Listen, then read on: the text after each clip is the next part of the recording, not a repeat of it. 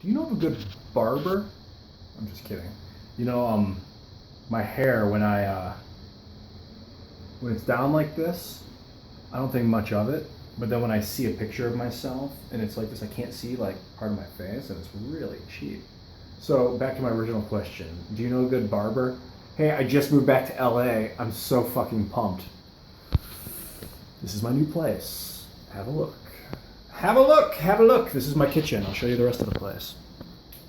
From my kitchen, you come into my one room. It is a studio, but I'm okay with that. It's $11.50 per month. It's actually $12.50 per month with parking, and it's on like Wilshire and Western in Los Angeles. It's not cheap, but it is awesome. I'll show you more. So here's my place. I got my tripod set up.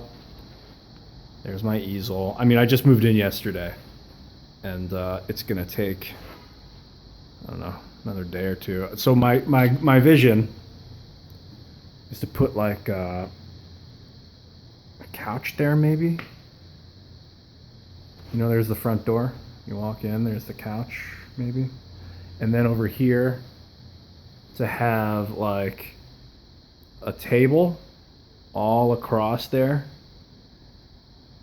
The other option is to have a table to there and then have like a really nice chair right there. But I think I'm just gonna have a really long table. It just sounds really cool for some reason. There's a lot of light in the day for these. Here's my walk-in closet. Here's my pajamas, or one of my pajamas. I don't know, I don't think I've ever showed you my walk-in closet before. These are all my shirts. This one's pretty cool. Whoops, this one is pretty cool. Element. Oh, fuck. That's what I get for doing that with one hand. I'll get that later when the camera's done. And then here's my bathroom. I was just thinking about how some toilets have like a big thing of water back there, but mine doesn't. I just got this insane floral pattern today. It came with no shower curtain. Last night I took a shower and just pointed the shower head against the wall. And, oh, here, I can show you the mirror. And it was like splashing all over. It's really, really ridiculous. I'm lighting candles, and so check these mirrors out, or these windows rather. They're glass, and they're hinged. This is like old school. It was like 1920s. These were like, it's pretty cool. Like that's the window. I feel like I'm the boss every time I go like that. I'm like just putting it in gear. So what I wanted to show you is back in the 20s when this building it's a huge building. I'm on the 6th floor. There's 8 floors. And then there's a really nice roof too. Like a huge patio roof with a gazebo and stuff. So this was like a hotel quarters back in the day. And so this was the room that the people would stay in. And then this was its own area, its own room, the kitchen, which has its own door to the outside, which I have like locked up right now. I don't have a key for this door. So, but what they did was they used to, the people would bring the food in and then like get it all prepared in here and then bring it in. And they would serve the people. So this was like really wealthy accommodations back in the day. It's like I don't have much stuff. I don't have much stuff. It's kind of cool. I pared down most of my stuff. I did just spend a couple $100 today on stuff, like a trash can and the usual. I got a Prius, which is kind of life-changing, especially out here. And it's just like I'm experiencing joy when I'm driving around the city. Oh crap! In a way I've never felt before. Like even when I'm like stuck in traffic, I just sit there and the car idles and it burns no fuel. It uses the battery to idle, so I don't waste a gallon of gas just sitting there. And it's like I drove from San Francisco to Los Angeles like 2 weeks ago, or like a week and a half ago, and I've been driving around since I got here, and I've only gone through 1.5 tanks of gas. Is that right? About 2 tanks of gas. It took like 1 tank of gas to get here from San Francisco to LA, averaging like 40 miles per gallon. Phenomenal. Like I'll sit in traffic and like the Prius shows you how much gas it's using. And if I'm going like 10 miles an hour, just kind of coasting, or 15 miles an hour, just coasting in traffic, I'll be getting over 100 miles a gallon. Feels so good. Feels great on the pocketbook. It feels great for the environment. Yeah, it feels really great. So I'm thinking a lot about the future, man. Because right now, Bernie Sanders is going to be president, but we need to lead the revolution. And we need to do that before the election. So this isn't like a process that I plan on drawing up on my own, but I've been building ideas of things that we can do, and one of those things is hold recall elections for Congress, because I don't think that they're serving the interests of the people. I don't think that they're accurately representing the people, and we need someone to accurately represent us. Accurately? You really? Accurate? You really? Part of me wants to just disrupt the republic. We live in a republic. You know, there's a democracy and then there's a republic. And in the republic, you vote for someone else that then votes for you. So you don't actually get to vote for the president, which is fucking insanity. It made sense in the 1700s when they didn't have telephones.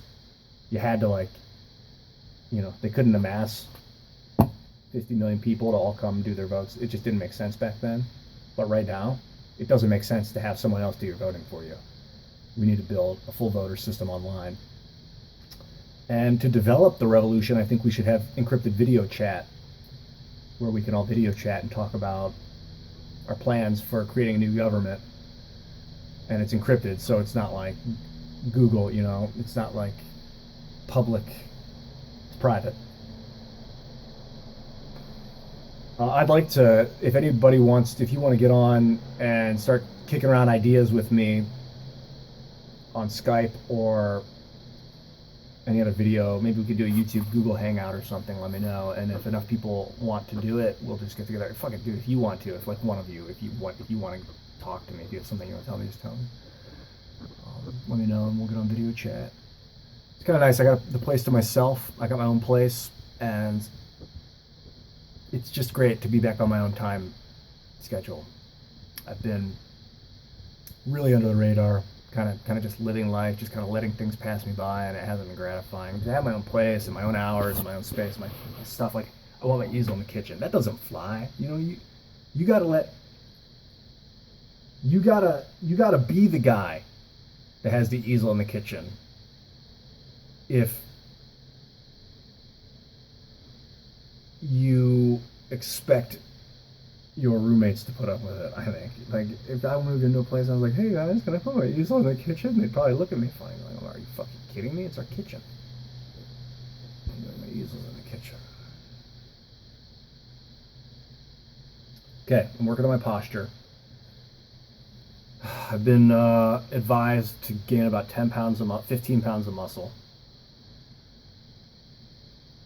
Entertainment industry, here I come. You can do some fucking killer TV shows. But I guess, like, what?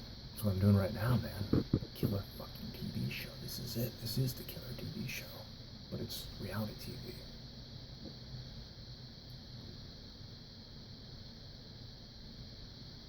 So, like I was saying about the Republic, I don't really like it. I don't think that we need to vote for these Congress people to do our voting for us. I think we can vote for the stuff we need to vote for every day. There's no reason why we can't log in with our encrypted accounts and vote. And write laws. We can actually write laws ourselves. And we can start teaching third graders how to write laws so that they can start writing laws.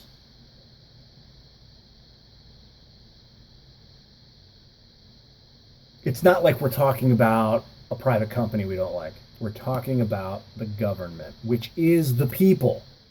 They are supposedly our employees. We select some people to do stuff for us, and if they don't do a good job, they're out.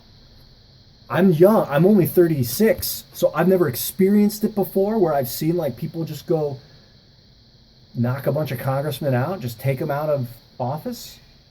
But it happens. It's been happening forever, and we can do it nonviolently. We can do it peacefully. We can just put new people in charge. I certainly can't do this alone. We need to do this together. I need your help. I can admit that. It's a little humilifying to admit that you need help, but well, one, I'm not going to go to all the effort to craft this plan and then just have it not be popular. I've tried that. I tried to make a video and be like, "Come on, everyone," or I tried to like be like, the only way we can do this is if we have public voting, where everyone can look at what everyone voted for online on a database with your social security number, so that we can double check that there's no fraud.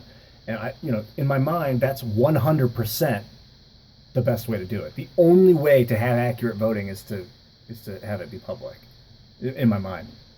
And so I told people that, and the response was lackluster. 5, 10 people, if that, even cared, gave a shit. Somebody was like, "No, man, I don't want people to know who I voted for," and like, I get it. I can imagine like 40 people in a town hall meeting in 1790 trying to vote for something, and one of those people didn't want to vote for it, and then everyone else took him out back and beat him with a club. So then they built secret ballots so that no one knew who you voted for, so there couldn't be like political crime as retribution for your vote. But that doesn't help us when it comes to voter fraud, which is much more dangerous.